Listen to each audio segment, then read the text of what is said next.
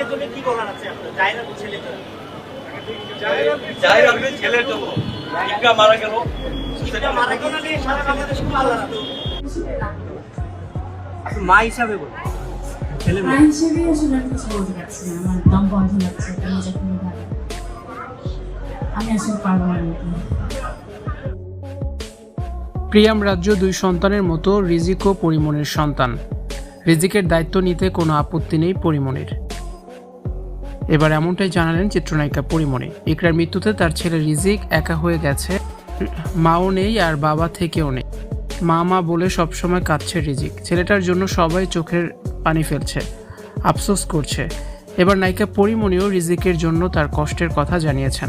পরিমণি রিজিককে নিয়ে বলেন, আমি রিজিকের কথা কি বলবো, আমার দম বন্ধ হয়ে আসে, আমি অসুস্থ হয়ে যাই, রিজিকের কথা ভাবলে আমার দম বন্ধ হয়ে যায়, দম আটকে যায়। আমি ভাবতে পারছি না এই বাচ্চাটার ভবিষ্যতে কী হবে, কতটা একা হয়ে গেল রিজিক।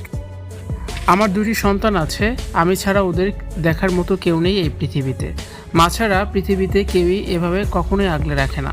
পরিমণি বলেন, ওর বাবা 2 দিন পর দেশে ফিরে ঠিকই বিয়ে করবে, ছেলেটার কষ্টের শেষ থাকবে না তখন।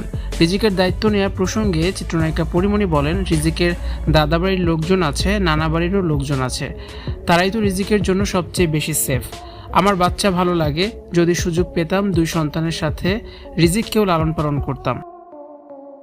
আর আমি চাইলেই তো সব কিছু হবে না। ইকরার সাথে পরিমণির তুলনা করে নেটিজেনরা বলছেন, পরিমণি পেরেছেন স্বামী ছাড়া 2 সন্তানকে নিয়ে সংসার করতে, কিন্তু ইকরা পারে নাই।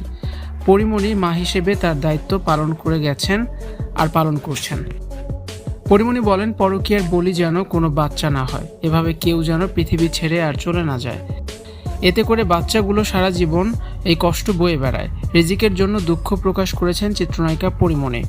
তিনি রিজিকের ভালো একটি জীবন আশা করেছেন। ভিউয়ার্স, পরিমণি যদি রিজিকের দায়িত্ব নেয় তাহলে কেমন হবে বলে আপনি মনে করেন? অবশ্যই কমেন্টস করে জানিয়ে দিন। আর ভিডিওটি দেখার জন্য ধন্যবাদ। ভিডিওটি শেয়ার করার অনুরোধ রইল।